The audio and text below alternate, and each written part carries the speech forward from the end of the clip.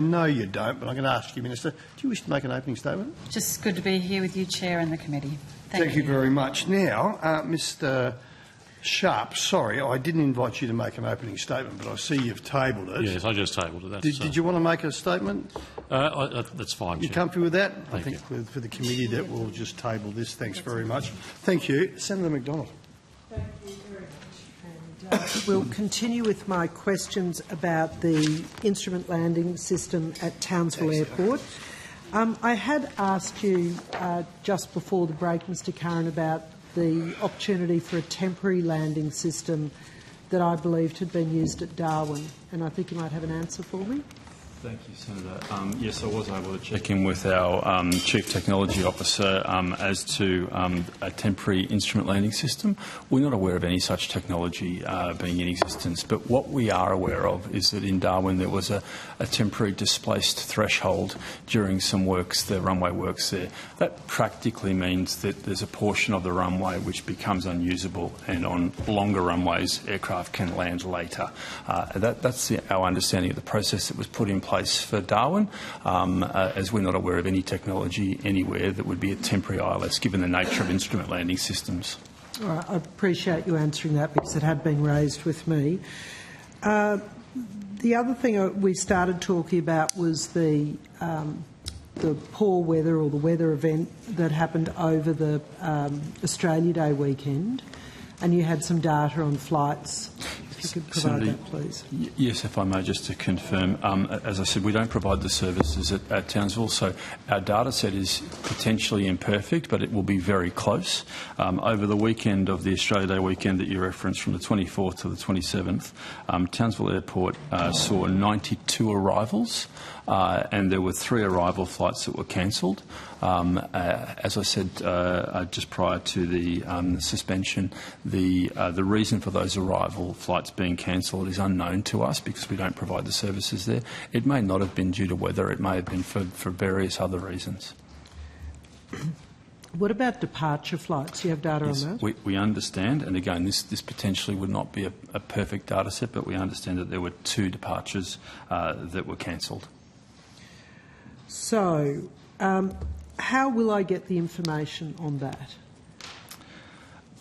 Senator, it could be that we could provide the details of these flights to you on notice, and perhaps you could seek a confirmation from the Department of Defence. The reason why I can't give you the full answer here is that the potential for there to have been a departure from Townsville and operate entirely within the Defence Service provided area exists, and indeed an arrival within that area, and so we wouldn't know necessarily if a flight was undertaken on that basis.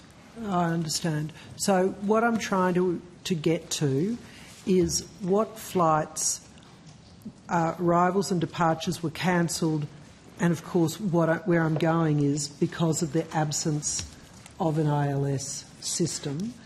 And what I'm trying to preempt is should we have a late cyclone or an early cyclone, later this year or whatever it might be, that should we need emergency evacuations or arrivals into Townsville, because that's a tertiary hospital for Western Queensland and the rest, how are we preparing for that rather than just watching it happen?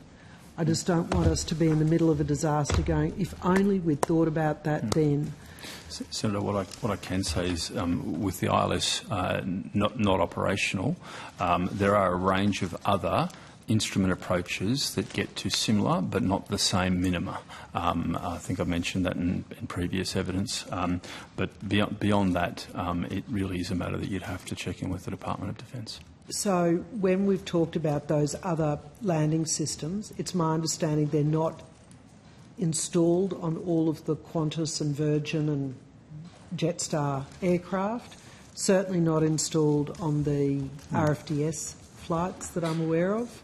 There is a broad range of other instrument approaches that are available at Townsville, and it would be the case that all aircraft could do one of them, so long as they can operate to the instrument flight rules, which you would have to if you were contemplating doing an ILS. So there would be other approaches available with varying minima, which practically means the altitude at which you need to be able to be visual with the airfield. All right. You know that we've had these problems at Mount Isa Airport and now with Townsville having the ILS out. I just want to make sure that these flights that are cancelling are not because we've removed important technology and that we are reasonably able to predict that should there be a severe weather event that this community would suffer because we've failed to come up with an alternate technology or, yeah. So it can be the case even with an ILS that there can be diversions necessary because the weather is such that you're not able to get in the type of ILS that Townsville has previously had and will have into the future. It does have a minima where it's possible, and it does happen from time to time that you're not able to be visual and therefore have to divert. The likelihood of that is reduced with an ILS, and the other minimas are slightly higher, and so the likelihood of having to divert is somewhat potentially increased. All right. Again, just flagging, we've got over 2 years until you think that you'll have the ILS replaced and operational, and 2 years is a long time for a community that is the health service for such a big area. And I just have a feeling in my bones that we should be working harder to try and find a solution. Senator, we've committed to put the ILS in as quickly as we possibly can once we're able to access the site. Our assessment is that will be approximately 9 months, but we've committed to working with the Department of Defence to get that done as quickly as we possibly can when we're able to access the site. All right. If on notice you'd provide the information that you've spoken about and see how much information you can get about the reasons for those cancelled flights, and I shall attempt to ask Defence. Senator Will. Yes. Thoughts and prayers with me. All right. Sounds great. Thank you. I've got Senator Hodgins' moment. Did you have questions? I do. Look, happy for you to go. All right. Senator Hodgins. Thank you, Chair. I've got some questions about the reported strategic partnership. Air Services Australia is reportedly considering a strategic partnership with a sovereign wealth fund that would transfer and lease back all aviation rescue firefighting service assets, including specialised vehicles, maintenance capabilities and staff, to a private entity. Can you please let me know what has been the involvement of PricewaterhouseCoopers in the development of this proposal, and when were they first engaged, what's the scope of their work, and has the Minister been briefed and kept up to date and informed of PwC's role? So I'll kick off. Thanks. The actual financing is effectively accessing sovereign funds to finance infrastructure. So it's mainly about new assets. Our assets are very old and at the end of life. So it's not really selling current assets. It's actually how do we procure about 1.8 billion of new assets. We have used advisors. This is a very specialty area. We're the only provider of these unique assets here in Australia, and internationally the assets of an ANSP spread globally. So we were looking for very specific criteria and skill set. But I'll pass to my CFO, Mr Webster, to talk specifically about the contract and the procurement element, and I can add some more flavour to it. Thanks. Thank you very much, Mr Sharp. Craig Webster, Chief Financial Officer for Air Services Australia. So just to reiterate what my colleague just said, this is a financing arrangement specifically for a new set of assets, so about 1.8 billion worth of new assets. It does include the transfer of existing assets in that space, worth about $300 million. The bulk of that $300 million is actually relatively new assets that's been put in place for Western Sydney International. And outside of that, the asset valuation is actually relatively low in that space. What this does is this enables us to bring forward investment that would otherwise be very difficult to invest in at this time. Air Services has got, as I'm sure the senators are aware, some financial challenges at this time. And so it's not as straightforward an exercise to go out and procure extra debt to go and buy these assets. But what this sovereign fund opportunity allows us to do is it allows us to match early delivery of the assets over the next 5 years with a longer-term provision of the cost of that and a tariff that we would pay for that over the length of the anticipated transaction, which I think we mentioned earlier on. We're still in pre-decision consultation in that process, but as it stands today, our understanding is the likely tenor of that deal, the likely length of it, is 50 years. So we're talking about bringing forward investment over the next 5 and paying for it in a regular tariff over the course of the next 50 years.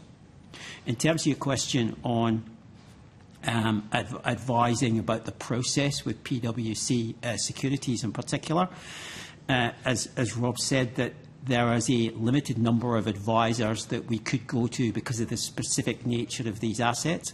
However, we put together a detailed procurement process. That procurement process included all the normal steps of looking at a market engagement to see who was potentially capable of providing those sorts of services for these kind of assets. That process also included, and still includes as we're going through the process today, a series of probity advisors, and those probity advisors advise our board on the appropriateness of the process that we're following. And so it is not just a case of PricewaterhouseCoopers Securities give us a number for what this deal is worth. We've got all sorts of checks and balances on top of that, which enable us to get some comfort that the numbers that we're looking at and the proposals that we're looking at are appropriate.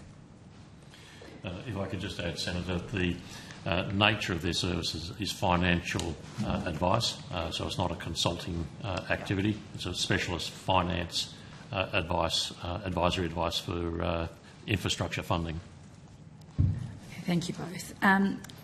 You said pre-decision consultation. Can you just give me a little bit more information about what, where the work's up to and what that means, pre-decision consultation? Yeah, so I'll give a brief example, then I may pass to Ms Mesa, our Chief People and Culture Officer, to explain what we mean by pre-decision consultation.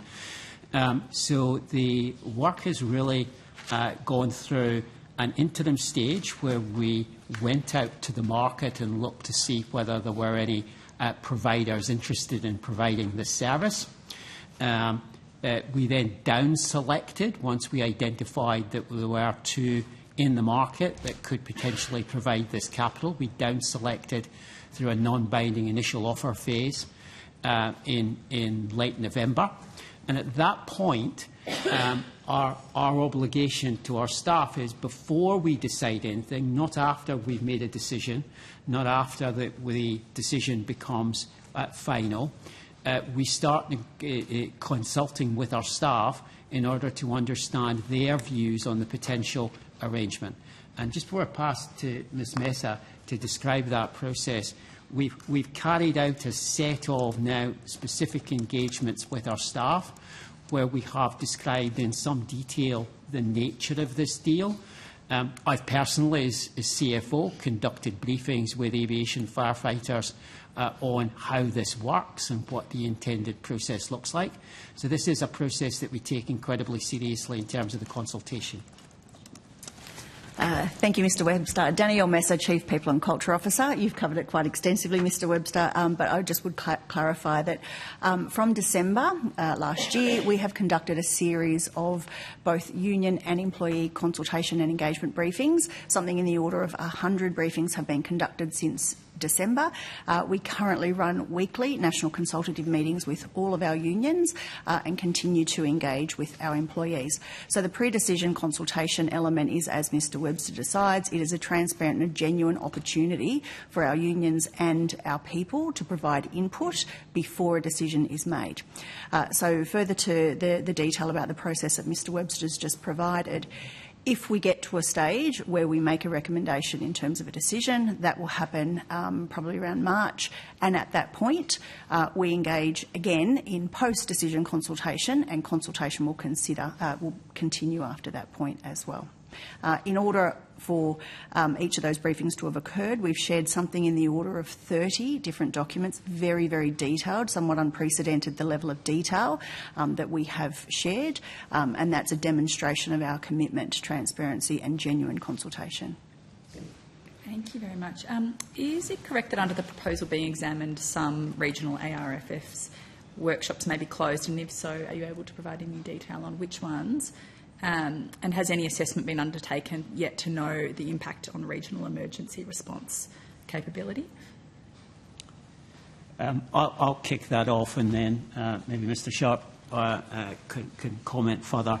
This particular proposal is purely a financing exercise. This does not trigger in itself the closure of any other aviation firefighting facilities, be it for training purposes or be it for any other purposes. Nevertheless, Air Services Australia are committed to continuing to work through whether or not the best way possible to provide all the maintenance activities for the new firefighting trucks that I think Mr Sharp described earlier on are coming in is in a decentralised set of workshops or a more regionalised approach. But that's independent from this financing arrangement and would occur whether or not we chose to finance the trucks and the stations by this method or any other method. Mr Sharp? We have a program underway which is called Next Gen ARF. So this is a board-signed business strategy which is around replacing the assets. And the regional element is actually really critical, and $163 million has already been assigned and approved for regional fire station developments. And I'll pass to Mr Curran, who can talk through the detail. But a lot of these are actually been cyclone impacted up north, Queensland centric, and there's about 5 different airports that are being invested in over the next 2-3 years. Thank you, Mr Sharp. A little bit more detail, if I may, Senator. We recently did take a submission to the Public Works Committee. I can get the date for you if that's helpful, on the next-gen aviation rescue firefighting proposal. As Mr Sharp said, Phase 1 will require approximately $163 million. And sorry, I have the PWC approval was granted on the 27th of November last year, the Public Works Committee approval. And that phase of work will deliver fire station rebuilds at a number of locations, Cairns, where we had our fire station destroyed during the cyclone. We're in a temporary arrangement today, and so we're rebuilding a fire station there, Mackay and Rockhampton. There are also minor works to all of the tender bays at Gladstone, Sunshine Coast, and at our Learning Academy in Melbourne. And then we have what we call cold drill grounds, where we don't actually have hot fire training. There'll be cold drill grounds in Cairns and Mackay, Rockhampton, Gladstone and the Sunshine Coast. And we'll also work through some decommissioning of our hot fire training ground in Cairns. Hot fire training grounds have some environmental challenges, and one of the parts of the broader strategy in our Next Gen program is to look at how we can have best practice aviation rescue firefighting training hubs that are more centrally located, less environmental impact and more efficient in terms of the way that we train our firefighters with better workplace health and safety outcomes. Thanks, Mr Curran. And just quickly, I know that you said PWC was chosen because of specialist financial advisory required. They don't have a fantastic track record of delivering on government projects. Were there other firms that were considered or did have that expertise? that there were other firms considered at the early stages of the process. The particular part of PwC obviously has an umbrella of series of brands and supporting parts of the organisation. This is a very specific one. It's regulated under ASIC. It's specifically to deliver financial advisory support. It is unconnected with the previous entity that was responsible for the tax advice that I think perhaps the committee will be aware of. And this was viewed that, and it was an organisation that had very specific example of work in this space, including in the aviation, firefighting and in the regulatory space on air services type activity elsewhere outside Australia. As Mr Sharp has identified, we are unique, obviously, in this particular market, so that there aren't a lot of other examples of our type of assets in Australia. And so we did have to look for people that had that specific advice. And PwC Securities were that organisation. Senator, just to add a little bit more colour, ASIC has quite specific market integrity rules, licensing, and there's a whole raft of conflict of interest and other probity controls that are around that particular sector. So it is actually a separate entity. In terms of the experience as well, this particular entity was involved with UK NATS, which is our equivalent in the UK, looking at something similar. They also provide advice specifically to ANSPs and capital strategies in Norway, Saudi Arabia and Canada. It's a very specialist skill, and that's one of the criteria that we were looking at.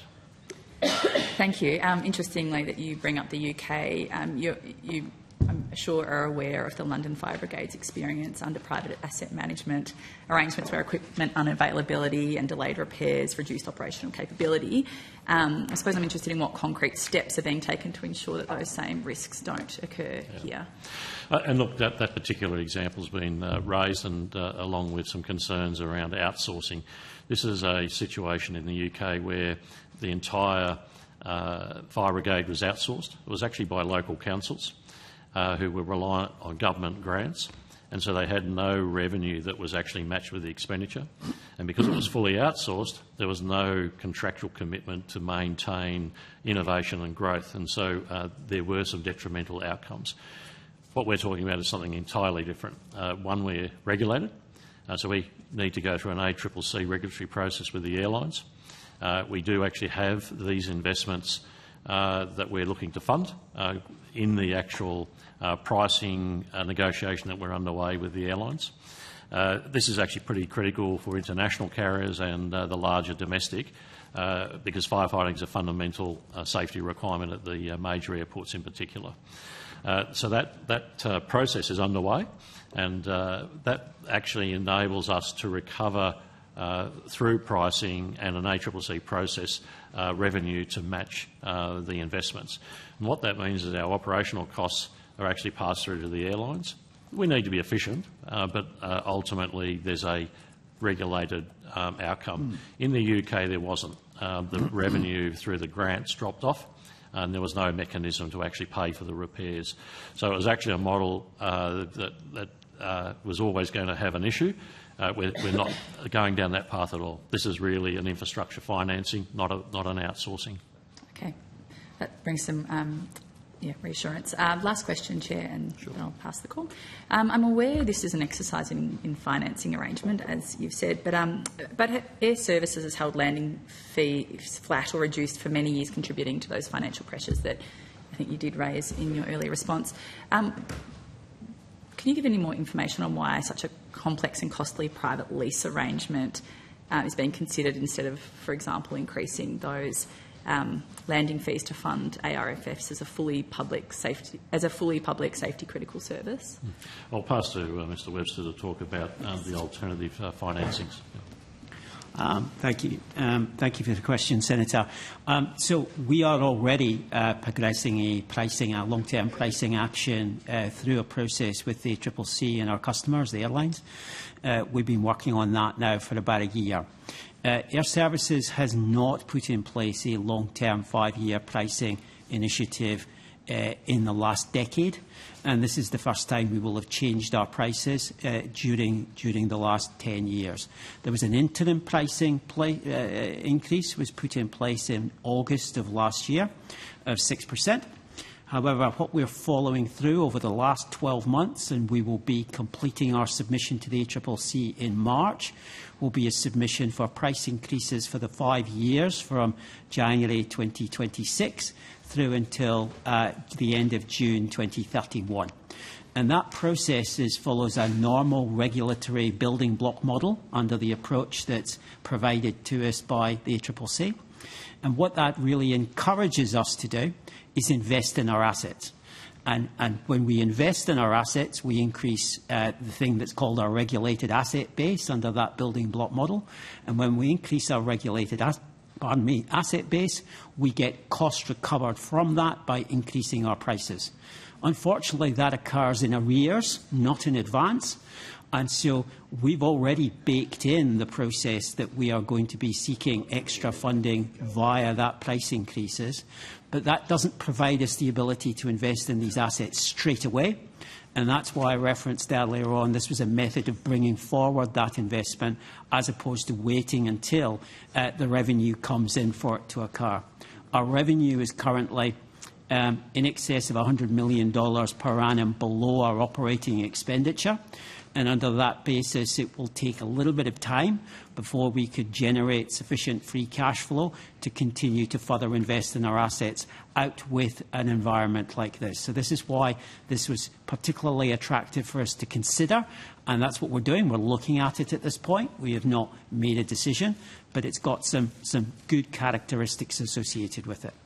And Senator, just to be clear, our revenue sits at around $1.1 billion. And in FY19, the revenue was $1.1 billion, and we've only just got back to $1 billion now, 5 years on. And, of course, our costs have escalated through that 5-year process post-COVID. So the pricing negotiation with the airlines is to effectively reset the pricing structure in the industry for what's appropriate to fund the business. But that's a different funding to the actual aged assets that we have that we need to replace. And there's about $6 to $8 billion in assets over the next 5 to 7 years that will need replacing. And so that requires specific funding, and that's the strategic partnership is looking at that element of it. Thanks. So 10 years seems like a very long period of time to have not increased those prices. Is that unusual? And do you think, had we done this 5 years ago, we might have actually had the cash flow to avoid this private leasing pursuit? It's interesting when you look back at the history. At the time the pricing wasn't put up, there was actually an increase in revenue that was occurring. And that was when Jetstar entered the market and grew the market. So the volume was growing, and so the price was kept flat. The Achilles heel to that strategy, however, was that when COVID hit and the volumes dropped, your price was not commensurate with the service level. So that was one of the strategic issues that underpin that. We're the second lowest charging ANSP globally. I think Nigeria is the only country lower than us, just to reflect the pricing issue that we're facing. So there is a reset needed with the airline industry to pay their way. And what was referenced was the regulated asset base. And so one of the other interesting things is that the asset only is enabled for charging purposes when it's commissioned. And so our network modernisation program and OneSky are approximately $3 billion of investment. They actually deliver in 2027. How much is OneSky? Sorry, OneSky, which is our air traffic management program. It was about $1 billion at the time. $2 billion. $2 billion, that's right. And the underpinning telecommunications network, modernising that is another $1 billion. So there's about $3 billion we've been spending through that period, but couldn't charge the airlines. And the regulatory model works on the basis that you can only do that when you commission them. So OneSky has been commissioned. The back end of 27 is our stake in the ground. That means we can start to charge the airlines from that point. Okay. So there's also been a period of investment in that infrastructure, and it will flow into that new pricing model.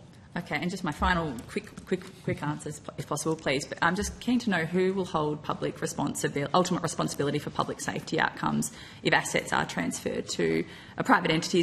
Can we balance those, I suppose, conflicts sits between... directly with us, Senator. It does sit directly with Correct. you. Great, thank you. All regulatory responsibility remains with us. Okay, thank you for your time. Thanks, Senator. I've just got confirmation too that the senator who did want to question AMSA is not available now, so we can release AMSA. Thank you. Senator Canavan. Thank you, Chair. Just wanted to know, have there been some flight disruptions today? I'll pass to Mr Curran on the operations side. Senator, I've checked the network 3 times a day. There was significant disruptions due to weather in Sydney this morning and potentially into the afternoon, but due to weather. I've got a report here from Travel and Tour World that airlines have had to suspend 43 flights with 100 delays. That's about right? Senator, I haven't got the specific statistics on today's performance, but I know that this morning there was some significant bad weather in Sydney. That's the kind of level of delay and cancellation you may have used.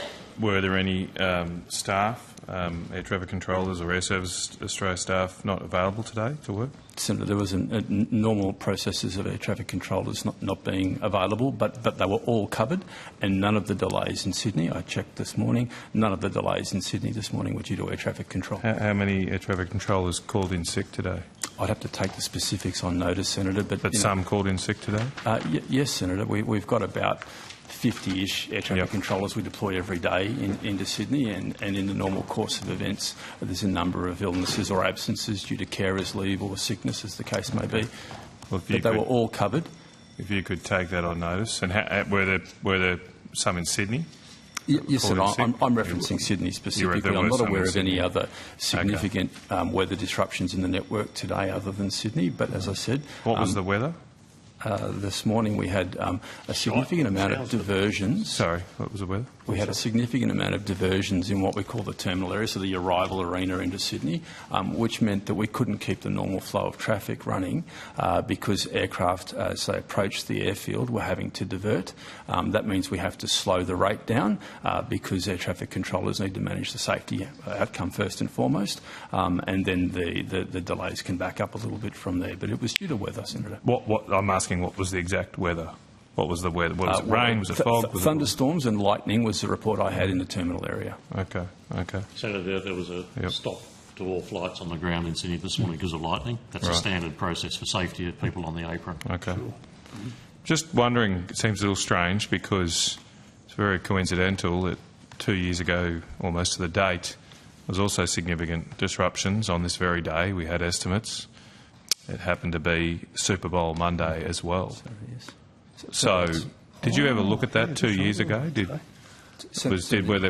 people call in sick 2 years ago for that cancellations? For those cancellations? Yes, I recall the event. It was the 14th of February in 2024. 12th, sorry. Okay. Going from memory. 14th February is another day. Don't forget that one either. Yes, there were some sick leave issues that day, and on that occasion we were the cause of the delays. That is not the case today. Right. Did you investigate back then whether or not people really were sick or they were staying home to watch the Super Bowl? Senator, we went through a process. Well, it's just happened twice in 2 years now. I mean, Senator, there was quite a coincidence. Senator, there was nothing abnormal about the absence in Sydney today. Well, if I gave that impression, I apologise. There was nothing abnormal about the level of absence. You seem very defensive, though, as soon as I asked you. He's probably cranky because of his Super Bowl. Okay, all right, come on, Chair. Jeez, as soon as... Yeah, you know when you're over the target when the chair intervenes. But yes, sorry, go on. Senator, the point I was making was simply that I keep a check on the network 3 times a day in the morning, middle of the day and the afternoon. But I'll just go back to my question I asked. Did you look at that 2 years ago and see were those sick absences actual sicknesses? Senator, we went through a process to have a look at the situation, and to our understanding, there was nothing untoward on the day. Okay, this is to 2024. That's correct, Senator. Yeah, it's quite the coincidence. So let's wait and see what happens next year or the year after. Okay. Some other questions for Air Services. Sorry, just didn't have my file there. So over the last 12 months, how many days has air services operate at below its planned or preferred staffing levels at major airports? Senator, I would have to take that on notice to make sure I give a correct answer. Could you confirm the locations you would like me to cover? Well, we're saying major airports, so let's say capital city airports, and could that be broken down by airport too? Senator, yes, I think it can be. It'll be a little bit of data to pull together, but I think we can take that on notice. Okay. Also, could you outline what proportion of those disruptions occur during planned operating hours as opposed to extraordinary emergency circumstances? Senator, just to be clear on your first question, it may be that air services had less than the staffing that we might otherwise strategically plan for, but if the demand at the airport is below, we would be efficient and not necessarily replace a shift. Well, you can note that, but just my question is how many? Obviously, you've got the preferred target or planned target for a reason, so I still think it's relevant to know whether you're below that. Particularly, to deal with issues of people calling in sick and the like, which can happen. We did ask earlier today there were major disruptions in January, major cancellations. What happened then? Yes, Senator. The major disruption was on the 15th of January in Sydney, and we had a number of personnel call in on short-term unplanned leave due to either sickness or carers leave, and sought to replace all of those shifts, but were unfortunately not able to replace all of them. Practically what we do when that occurs is we need to maintain safety outcomes, and so we reduce the arrival rate. And in that case, that generated a range of delays and also some cancellations. We've been very transparent, both in the media and with industry, around that falling short of the standard we hold to ourselves, and being very disappointing and frustrating for our customers, particularly after we've had a year in 2025 where we've had really good improvement in our performance compared with previous years. Senator, so I'll give you a little bit of context there. Through 2025, we saw a steady increase in traffic, and in December we saw an increase in traffic of around 4.5% compared with the December before, and even 8.8% increase in international passenger flights. So quite a big increase. In the context of that increasing in traffic, we were able to support the industry having better on-time performance. It's at 77% now, which is up around about 3% year on year, which is good performance, not great, but definitely tracking in the right direction. And for our part, our contribution to that has been that we've reduced our air traffic service variations by around 70% compared with in 2025 compared with 2024, and our share of delay improved by 33%. And so, for overall delay, air services is attributable for about 0.2% of overall delay. So we've been improving our performance, but on the 15th of January 2026, we didn't hit the mark, and as a consequence, there was a number of delays and cancellations. I should put on record for the committee some clarification. There was a lot of media around it, as I think you might have referenced, and it certainly appeared that we were held accountable for all the delays that day. In fact, there was already significant weather that was forecast in Sydney that day. There was low cloud and poor visibility in the morning and thunderstorms in the afternoon. And we were actually attributable for about 36% of the delay only. That doesn't mean that we didn't cause impact to passengers and our customers. We did, but we were not the reason for all of the delays and cancellations in Sydney that day. I asked earlier, but there's no compensation provided to the airlines from you? Senator, that's not the arrangements in our pricing model. There's nothing through that in the ACCC setup. Right. Okay, so the airlines have to bear the costs? Senator, I think our focus is on making sure as few of those occasions occur, but yes. Right, okay. Senator, we are cost recovery only goes one way, huh? Sorry, we are held quite accountable. We have industry forums every quarter. Let's just say our airline customers are pretty forthright if we drop the ball, and certainly this type of issue gets canvassed at the time. So the cost is you get a talking to? That's the cost. I'm just saying our feet are held to the fire in regards to performance. We also have legislative responsibilities. There's quarterly reporting to the Minister. We have a lot of focus. We're very transparent. We actually issue monthly reports on all our issues to the industry, and that's quite a public document. So we do, whilst we mightn't have to cut a cheque for a penalty, we certainly feel the pressure when an event like that occurs. Okay. All right. I've got evidence here that is it on average that around 5 hours a day have reduced arrival capacity at Sydney Airport? Is that about right? No, that's not a statistic that I'm familiar with. In what Right. context, please? Okay. Are you comfortable with the amount of times you're meeting your planned staffing levels at the moment? Senator, no, we've got some more work to do. We've talked a number of times in this committee about growing our staffing numbers so that we're able to have resilient on-call capability, and that's something that we're still working toward. I'm very pleased to say that in 2025 we employed and rated, licensed another 91 air traffic controllers against a workforce plan of 85. So we have more air traffic controllers at aggregate than we need. However, we don't have the sufficient number to have an on-call capability, and that's what we're working toward. Okay. Last estimates, you told us you had 41.5 air traffic control staff available, and that's 2.5 more than your requirement.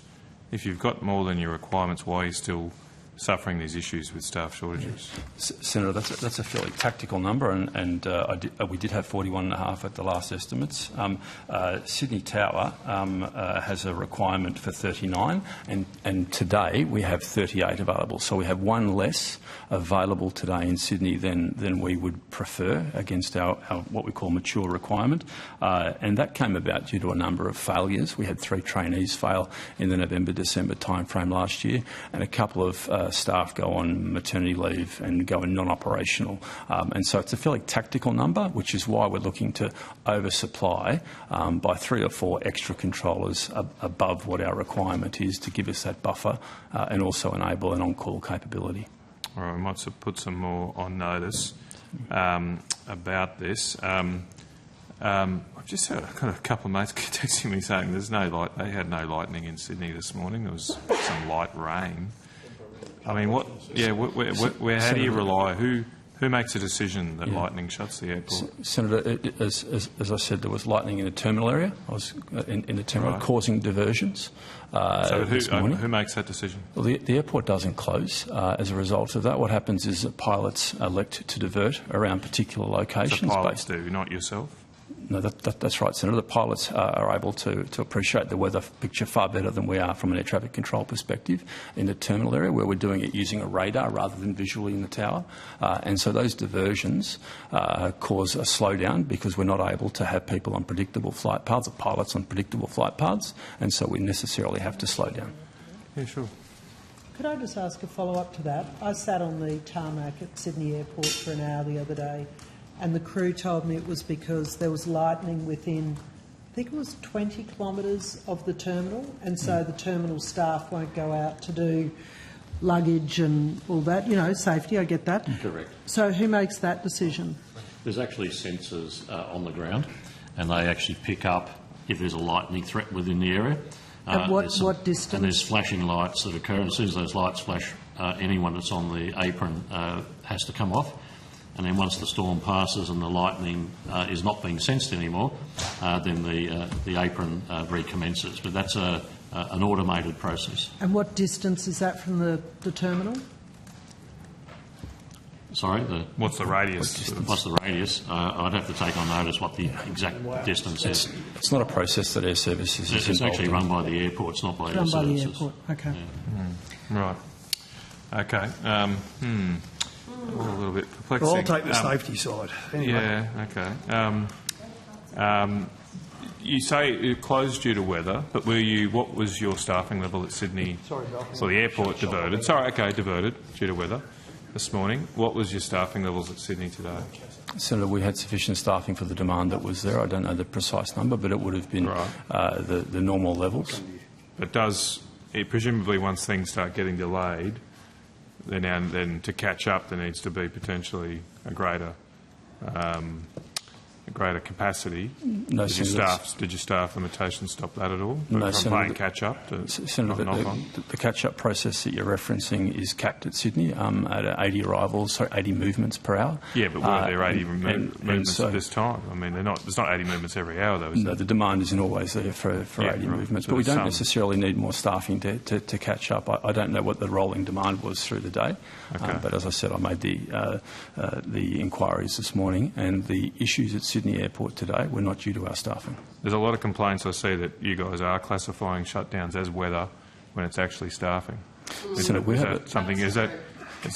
you familiar with those? Senator, we have a very transparent process where we provide information. It's not my question. It's not my question. It'd be a lot quicker and easier at this time of night, particularly if you just answer my questions. My question is, are you familiar with those complaints?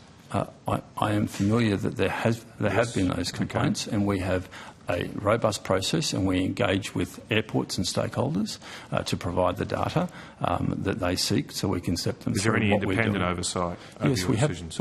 We have a set of business rules that we apply, and we had those audited by the International Air Transport Association. Their rules, is there any independent oversight of your decisions? Or your reporting against those rules? The rules are applied on a daily basis to have a look at any delays or any cancellations at any of the major airports to make a determination as to. Can we just get back to my question? Is there any independent oversight of the way in which you apply the rules? The oversight is through an industry process where we have a Wednesday weekly meeting where we make clear all of the attribution we're proposing is ours versus weather or other causes. And there is a feedback loop that's able, like a clearinghouse, if you will, where there is able to be feedback to challenge us. But obviously, on any of that. at those meetings, there are people saying, you're full of crap. And what happens then? Senator, what happens then? So nothing happens? I don't think that's the case. If I actually, downloaded the data from the planes that were incredibly frustrated as the passengers land, not just in Sydney, but right around the country, the feedback loop would be pretty clear, Mr. Curran. Are you getting a sense of the feedback loop from Australian aviation travellers about the frustration with Air Services Australia? It's not just your former CEO that, thankfully, this Senate estimates process saw the back of. It wasn't the government that sacked this guy. It was the public outrage at the behaviour of Air Services Australia over many years that saw him exit. What are you doing that is changing the culture of Air Services Australia? Senator, we're doing a number of things. Other than the Wednesday meeting and the feedback loop. Senator, I was referencing that specifically to answer Senator Kennevan's question. I think the primary focus on our plan has been to recruit air traffic controllers to address the shortage that we had previously, and we're well progressed on that. As I canvassed earlier, we've got 91 new air traffic controllers in the system in the course of 2025, which is a record for us, and we're continuing to recruit similar numbers this year. Senator, this is not just about the numbers of people. We actually are back to more air traffic controllers than we were pre-COVID. There are rostering systems, there's traffic flow improvements, there's a raft of what I call a package of stuff that we're working on, which will make a big difference and has. Just before you came in, we were talking about the improvement during 25. It's quite substantial. The industry recognises it. Are we there? No, because we're not doing it consistently, and we've acknowledged that. Yes, we're recruiting more to have some standby staff. That alone won't solve the problem. It's not just about heads. But we do have a number of initiatives that are underway, and in the coming months the public will see the benefit of that work. Minister, at what point do we recognise that Air Services Australia is no longer fit for purpose in the 21st century? You've sat here for many, many years. Whether it's the Greens, whether it's the National Party, whether it is the Labor Party in their particular seats, Air Services Australia hasn't been fulfilling its role in assuring swift and efficient operations of our aviation sector. Is the government actually examining their role in a future aviation system as it currently exists? Thanks for the question, Senator. Well, I can certainly say the government is employing more air services controllers, given how, when you were in government, you ripped the industry out by reducing the number of air services controllers across the country. So, of course, we are. And as we've just heard with Mr Sharp, throughout COVID, we know what you did in terms of reducing the numbers, and the 91 staff that have been employed in the last 12 months will go a long way to making a big difference. So nothing and to should rectify change. what has happened when you're in government. So nothing should change, Minister. You back Air Services Australia. I can certainly say that we leadership. won't rip the services out in So I'll take terms that of as a yes. air I'll services take that as a yes. air controllers, Senator. I'll take that as a so yes. nice to see you, Senator. Okay, so I say. Now, let's just get back. Senator Canavan has the call, then on those. Senator Delega has the I just question. wanted to go on to back to the privatisation stuff. Have you got it? Who's got it? So I'm just trying to understand this financial proposal. You said earlier that you want to get an upfront payment or an upfront contribution to these capital upgrades, and then you're going to pay back over time a tariff. Is that correct? Correct. What is a tariff in this context? What does that Effectively, mean? it's repaying for the actual financing cost, if you like. Right. That's their return. So at the moment, we effectively do that. We have $2.9 billion of debt, which we raise through the bond market, and we pay interest. It's a very similar thing. It's just that we're paying it through a long-term arrangement with a sovereign fund. They'll have a mix of equity and debt in there. We're working through, is there a value in doing this? Typically, you would say for a Commonwealth entity, you would just use government funds, AAA rated. How could this be beneficial? What it does do is it accesses funds at a very competitive price and enables the pull forward of this infrastructure. And that delivers a whole lot of benefits. We need to be able to demonstrate to the Department of Finance, the Department of Infrastructure as well as government that there's actually value for money in this. We're working on that at the moment. A decision hasn't been made because we haven't finalised that part of the negotiation. Prima facie, though, we'd only be doing this if we felt there was going to be a substantial benefit in doing so. But this is just a bond then, basically. Well, it's a financing arrangement. It's a bit like going out to the bond market. You get an upfront payment and you interest. pay it back over time. Correct. It's a corporate bond. It's a bit more complex than that, but it's very similar in its nature. Someone's paying for the capital and we're paying it back. Are there payments linked to your performance, financial performance or otherwise, or the tariff, so to speak? There is, correct. Yes, there's risk in it for them in terms of volume, and what we are aiming to do to de-risk this for air services is that it actually ties back in with the 5-year pricing arrangements that we actually have with our airlines. And if you want to talk to that in a bit more detail, I'll ask my CFO to run through that. But basically, because the airlines pay for this infrastructure, we will be looking to ensure that it's fully recovered through those arrangements. Right. So obviously the yield, to the extent you calculate that on this financing arrangement, would have to be higher than the government bond rate. A combination of that plus the benefits. So it's a value for money. Can we just, it's like nearly 9 It's not o'clock or just something. the Can we just answer the interest question? Would the yield be higher than the government bond rate? Have to be, surely. It will be. Yes, okay, correct. Thank you. Yeah. That's all. But what I'm saying is there's a package then of other benefits that actually make create that value. That higher yield that the Commonwealth as an entity, as a whole of government entity is bearing, in this case, will be passed through to the airlines. Along with the other benefits that we get. So the reason this is interesting... just because the benefits are separate, right? That doesn't matter. The financing, it doesn't matter how you finance something, the real world benefits are the same. But that higher yield is going to be transferred to the airlines, which will be transferred to airline customers. So I'm not understanding now, for you guys and finance, happy days. Doesn't matter if the yield's higher, great.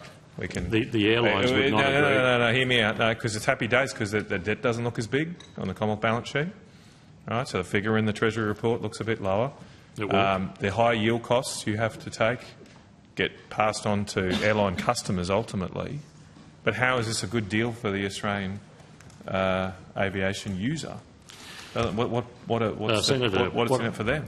At the moment, if we ran our current thinking on this and funding, it would be probably 12 years to roll out this infrastructure. But the government could borrow $2 billion. How much is it? Eight, sorry.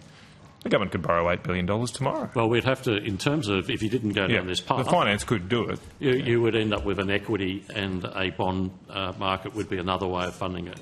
So there would be a government we've got $1 trillion in debt, so $8 billion ain't going to tank the market, right? But I know why governments like to do this, because it's off balance sheet. That's why they want to do it. That's why the Department of Finance want to do it. Well, there's an off-balance sheet but in benefit. this case, often it's a taxpayer who pays, but in this case it's going to be airline customers pay. The benefits for a dud deal. are that the investment gets pulled forward to somewhere between 5 to 7 years is what we believe we can deliver that. But pulls forward economic benefits, on what jobs. baseline are you doing the 5 to 7 year pull forward? Because tomorrow, the Department of Finance could go out and do a 10-year issuance of $8 billion. There'd be demand for it, and you could do it. You could do your investment, couldn't you? We could. And what year are you? There's a policy question for for government. So what's the scenario government. that you're saying you're pulling it forward 5 to 7 years? Senator, there's policy options that we're presenting the government effectively. So we're saying there's It's this financial trickery to keep debt off the government's books. That's what it is. I've seen it all the time in government. But, someone else pays for it. OK, I'll leave it there, Chair. All right, thank you. Take it there. No, you're not. Really? Senator Colbeck. I think we're only 7 minutes behind, 10 minutes behind. Don't you read the stink eye? Senator Colbeck. Just an update on the implementation of the new flight paths into Hobart Airport. Senator Colbert, Jackie O'Day, Chief Risk, Noise and Environment Officer, Air Services Australia. In terms of the update for Hobart, so we have engaged on the preferred design for recommendation 4, which I believe we discussed at last estimates. We did that in November and December, and feedback closed on the 11th of January. We're assessing that feedback now as part of our overall consideration of the proposal, and we expect a decision to be released before the end of June this year in relation to recommendation 4. So final decision end of June. That's correct, yes. When does that translate to? I think we did talk about this last time. So there's another 9 months after that for? Approximately, possibly 6, up to 9. It will depend on where we land in terms of the recommendation, but yes. So based on the feedback so far, are we content with the current proposal? Preferred proposal? We are still assessing the feedback at the current time, Senator, so I really can't give an indication as to which way that might land. And it won't be until the end of the financial year before you finalise your thinking on that? Most likely, yes, Senator. If there are no further questions, why are you looking at me like that? You will ask them about the Bridgewater Bridge. That's all right. Across the Bridgewater Bridge. Okay, Talk about fine. the Bridgewater Bridge. Sorry, I'll just leave you with this, Mr Sharp, who says you would be aware Air Services is no stranger to this committee. We've had interactions, the good, the bad, the ugly and the very ugly all over these years. And I do hear the challenges, but you don't have any competition either. Just noting, okay? Well, the pandemic, that's what I'm talking about. Thank you, goodbye. Thank you. And we'll call CASA.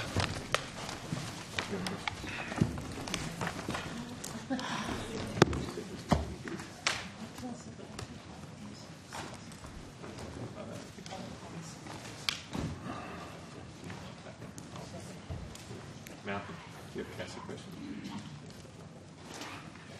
I don't know if you're going to find that Matt's one and wants to fly over a virtual storm. I don't know. Yeah. I was on someone was on a plane got hit by lightning there not long ago, they were telling me. You don't be scary on a ship.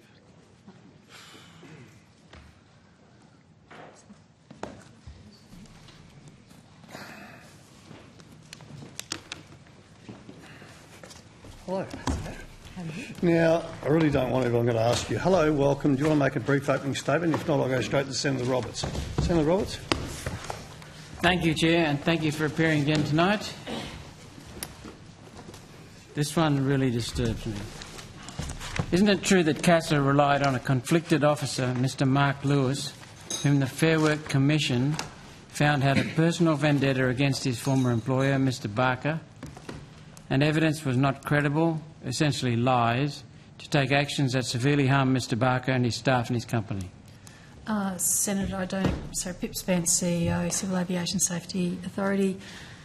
I'm aware of the issue that you're referring to, and I would say that certainly CASA did not do things as well as we should have done in relation to some of the issues that Mr Barker's been involved in, but I do not agree with the way in which you've described it then.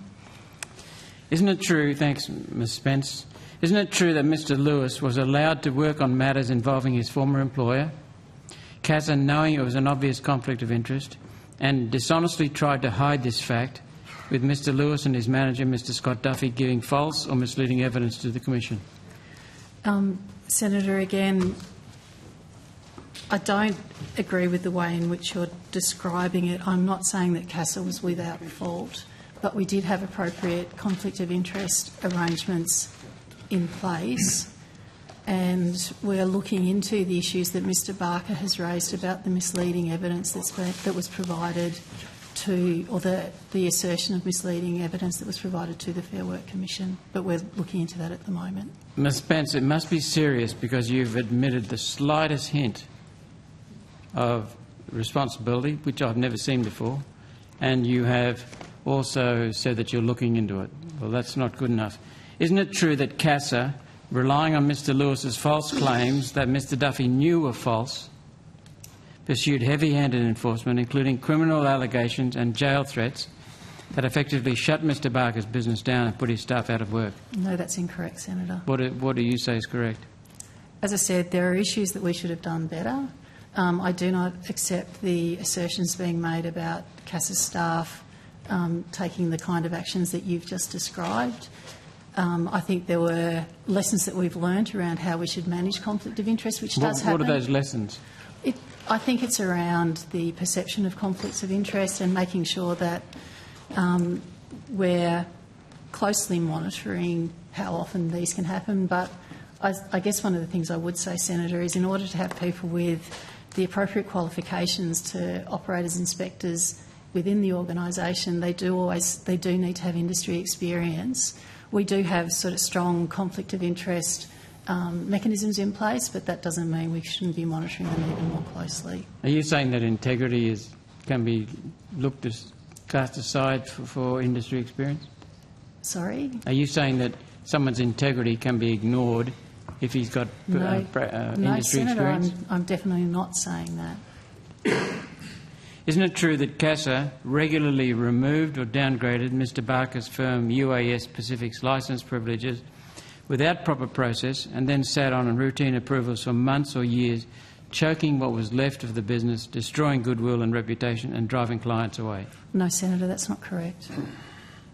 Isn't it true that multiple substantive bullying complaints were only dropped by the Commission because CASA promised to change its behaviour going forward, not because CASA's past behaviour was found acceptable by the Fair Work Commission? Senator, there was a commitment that was made around the engagement between the two staff members that Mr Barker had raised concerns with, but I would not agree with the way you've described the outcome from the Fair Work Commission, where they, I think, first of all, determined they didn't actually have jurisdiction on the matters being put to them, which is not the same as saying there was a guilty verdict in terms of the way our staff had behaved. And I do not accept the allegations. I'm advised that that the Fair Work Commission found a personal vendetta against Mr Barker from his former employee. I would have to check the transcript, but I do not accept the way you've described the outcomes from the Fair Work Commission. Isn't it true that CASA failed to hold anyone to account for bullying and giving false or misleading statements to the Commission, effectively condoning that conduct as Mr Barker and his staff remained unsatisfied? As I said, there is one element that we are looking into around the question of what information was provided to the Fair Work Commissioner, but in terms of the outcome of the process, I do not accept the way that you've described the way in which the matter's been handled. What's the conflict of interest you've unearthed? Or the work that you need to do on conflict of interest? No, sorry, the conflict of interest, as I said, we were aware of the issues relating to Mr Lewis, who'd been a former employee of Mr Barker, and we did have conflict of interest arrangements in place. We are That's not the issue that I'm referring to. I do understand there were some comments that were made in the Fair Work hearing that we're looking into to see if they were misleading. We think that we do not consider that they actually impacted the outcome of the Fair Work hearing, but we are looking into it because, to your point, integrity is important. We want to make sure that no one has said anything that could be misleading to such an important organisation as the Fair Work Committee. Isn't it true that CASA has left false accusations on file about Mr Barker, his company and staff, without correction, annotation or apology, allowing CASA to keep seriously hurting their ability to work and earn? No, Senator. We have, and we have advised one other person who was in a similar situation. There was one issue where the original allegation was subsequently withdrawn, and that was provided in writing, and we have taken whatever efforts we can do without destroying official documents to make it clear that, one, people can't access our system to find the original assertion that was made, and two, that if anyone was to get access to it, it would be very clearly marked to say that this matter was overtaken by subsequent events. Isn't it true that an independent probe into alleged CASA's remotely piloted aircraft system, drones, branch wrongdoing was finished on 12th of December 2021 and CASA refuses to release it or carry out all recommendations? And isn't the real reason the public release would confirm systemic wrongdoing inside the CASA's remotely piloted aircraft systems branch? No, Senator. The report that you're referring to has been considered within CASA. It was prepared for CASA. It looked at the way in which we were undertaking our regulatory arrangements. It identified reforms that we could implement, and we're working our way through those. Some of them we didn't accept, but that's perfectly reasonable to make sure that we're looking at how we do our work and we're improving things as we need to. Can we have a look at that report? Senator, can I take that on notice, please? Sure. Isn't it true that the combined effect of CASA's conflicts of interest, discredited evidence, process breaches, suppressed report, punitive actions and leaving false allegations on file shut down UAS Pacific and left its people unemployed, consistent with an intent to destroy Mr Barker to hide CASA's failures? As I said, Senator, I do not accept the way in which that you have presented it. We've had ongoing engagement with Mr Barker, and I know that anything that I say he will disagree with, but we've looked at these issues very seriously, and those areas where we have identified potential less than appropriate behaviour, we're looking into those. But I do not accept the way that which you're describing how those events occurred within the organisation. Well, it seems to me, I'd ask the question, how can anyone trust CASA? We have so many complaints, serious complaints, from people in the aircraft industry about CASA. CASA's lack of ethics, violation of laws, violation of and abuse of authority and misplaced public faith. I think I might take that as a statement, Senator Roberts. It is a statement. Yeah. Do you have... Thank you, Chair. Okay. Thanks, Senator Roberts. Yes, Senator Kennedy. Thank you. Just want to ask some questions. I believe you signed an MOU with the Australian Space Agency last month? Yep. Or 2 months ago now? Yep. Yeah. What's the details of that?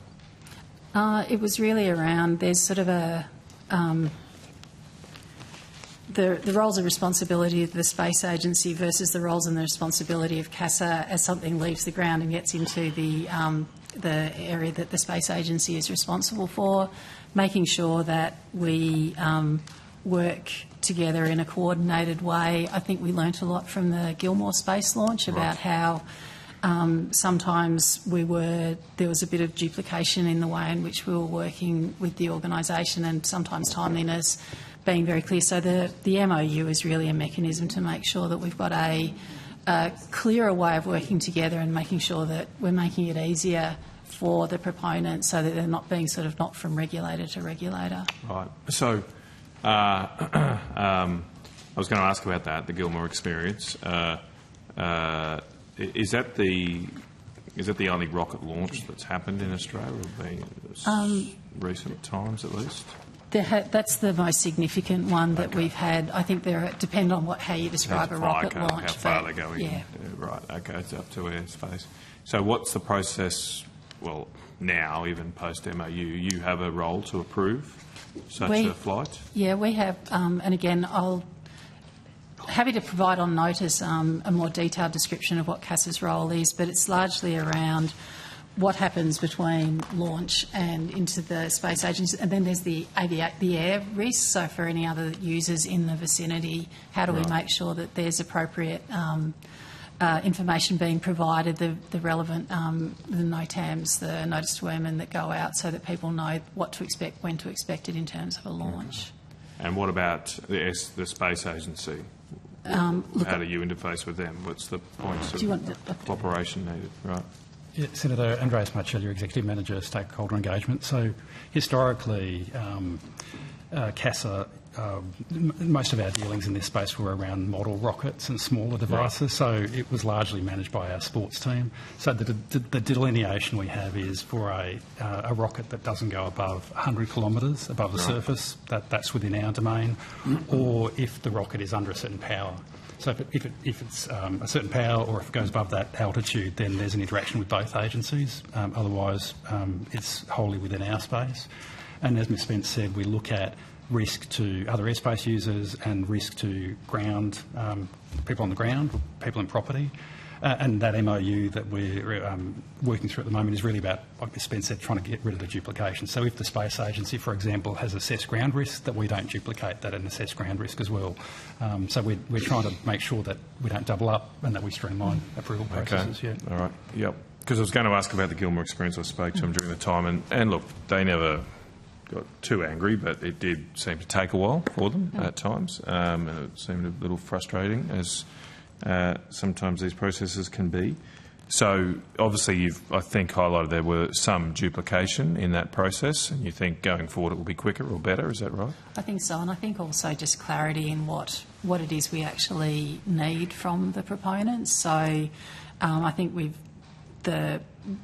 did actually have a session with us, Airspace Agency and Gilmore, so we could have a proper conversation about what worked, what didn't work, and make sure we took the sort of the users' experience as we worked through what should go into the MOU. And now the two organisations are meeting regularly just to work through these issues, and also obviously with any other proponents who are seeking to do a launch. What about with international regulatory authorities? I think they had some delays there as well. Look, I think that's probably one better for the Space Agency. Right.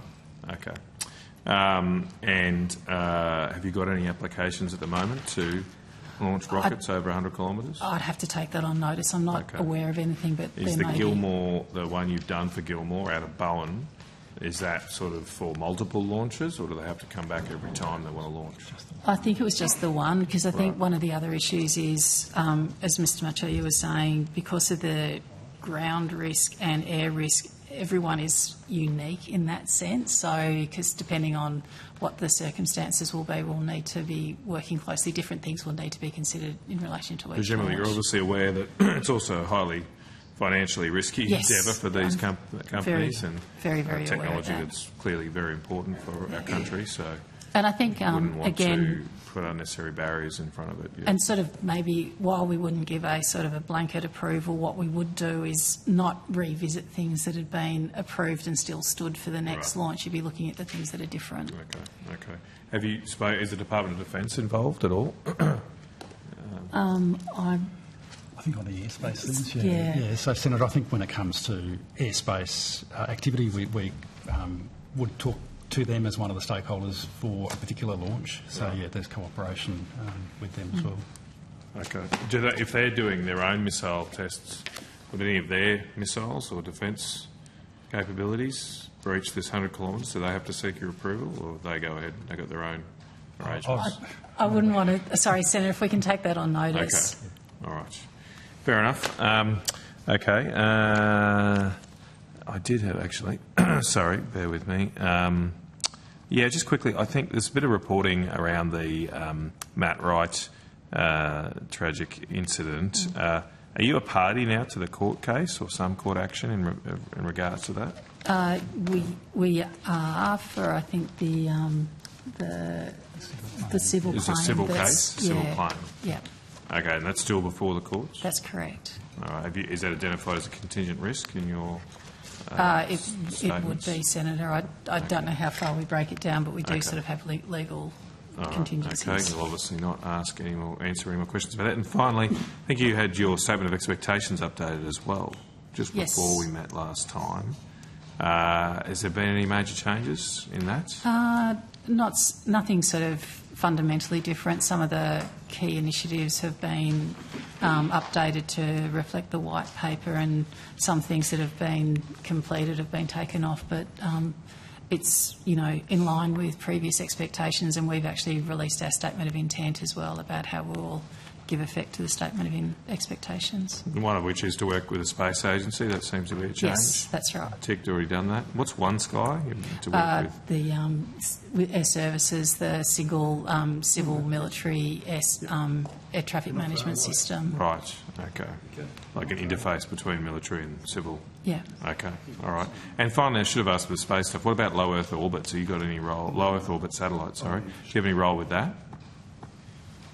Senator, most of it will be about the re-entry, the re-entry of satellites as they come back in and out. Right. Yeah, so re-entry. So we'll quite often get notified about re-entry, and we'll make sure that people are aware of that in case there's debris and other things like that. So typically, it's we don't launch much, but we often have things come back. Yeah. How many have fallen on Australia in last year? So.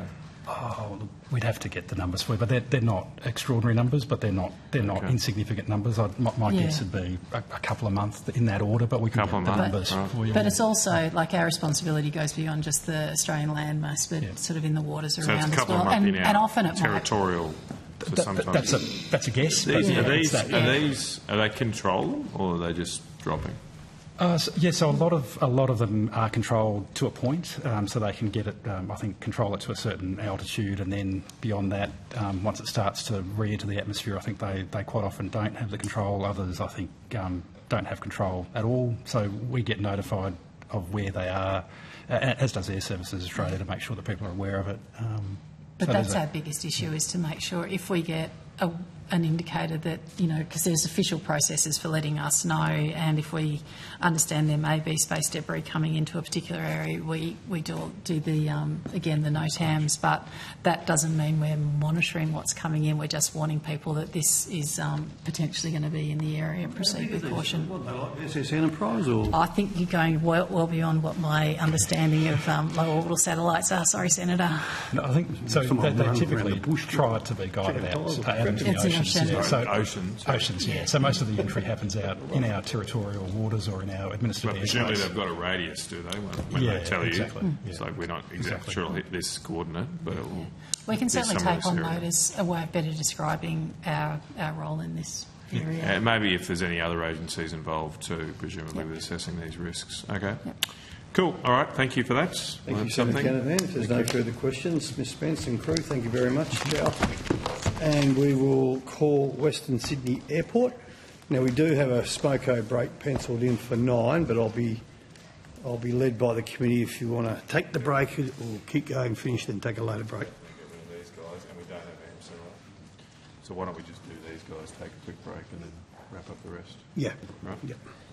It won't be more than 15 minutes, I'd say. All right. Western Sydney. Did you ask questions of Western Sydney? No. Airport. James. Hello. Sorry. That's right. Oh, there we go, Mr Hickey. Sorry. Hello. How you going? I'm very well. Thank you, Senator. If you'd like to make a brief opening statement, but if you don't, we won't yell at you. Okay. No, fantastic. Thank you. Questions, Senator? Sorry. Sorry, Senator Canavan. Yes, thank you. There were some questions asked earlier. They weren't by me, so I'm trying to do it from memory. They were flicked to this area. So perhaps just start with an update on when will operations begin at Western Sydney Airport. I think you have some planes land, haven't you? Yes, we have. So Okay. Simon Hickey, Western Sydney Airport. We had a emergency exercise last year, which included all of the. It was hundreds of people involved in that emergency exercise. We had 80 members of the public involved on the runway, all the emergency services, over 80 pieces of emergency equipment were involved. A big exercise, and we had an RFS 737 land. We have had smaller Piper aircraft land on the runway as well, so where that was the last one that you're referring to, Senator. In terms of moving towards operations, we are on track to open in the second half of this year. We will open. Our target is to open in July for freight operations, which is the smart way to do it, which is open the runway first, and we're working towards that. And we will open for passenger operations at the end of October. So they're our target dates. Right. Okay. And so what airlines will begin operating on those dates? So our launch airlines, which we've previously announced, is Qantas and Jetstar, and for domestic operations, Singapore Airlines and Air New Zealand for international operations. And what routes will they fly? So Singapore will fly to Changi and then to hundreds of destinations around the world, of course, Air New Zealand obviously to Auckland, and then connecting to all of North America and beyond. The Jetstar and Qantas networks are to be announced by Jetstar and Qantas because they're more complex in terms of where they will be going. Okay. So they are working on that announcement. Right. Okay. All right. I was talking to my colleague Senator McGrath earlier today, and he's been wanting to go and visit the airport, but apparently he's been denied that opportunity. Are you aware of that? I'm aware, Senator, that he did turn up, and we are not an open to the public airport, and we are in fact in a testing phase. So we do have lots of people and we have lots of bags. We're putting them down the system. We're checking that when we put something in a bag that should, pass the scanners, that it gets picked out that everything's meeting its destination. The airport is in full test mode across the airport, so it's not open to the public at this point in time. With prior arrangements, we are happy to organise to do that, but there is still a lot to do. We are fitting out the retail, we're fitting out the food and beverage within the terminal. We've got to set up all the parking, so all of the parking barriers, etc. We're engaged in a lot of activity across the airport, and as a result of that, it is not open to the public. When it opens to the public, it will be. The Experience Centre has been set up from the beginning of the build, and that continues to be open to the public and welcome. And with prior arrangements, we're obviously happy. And what we have done is organised, because there is a lot of interest, as you can imagine, Senator, in the airport. So we've organised that we offer days, particularly where we take local, state and federal politicians who are interested, and they are offered, and I believe we've offered the Senator that, and he has taken that up. Okay. All right. Good to hear. What it's like to be a union organiser. Good to hear. No, you're allowed to walk on whenever you like. Just another question about the $16 million aviation attraction fund. Have you made any? Have you allocated any funding from that or paid money from it to other airlines? So the aviation attraction fund for WSA, yes, we have used that with the international airlines, and we continue to use it in discussions with other international airlines. It's been very helpful, particularly for a new greenfield airport and the marketing funds that come with that. It's essential that they get that message out, that this is actually a Sydney-based airport and it's open for operations and it's got connectivity, etc. So it's a very important part of bringing the greenfield airport to life, and we have definitely been using it.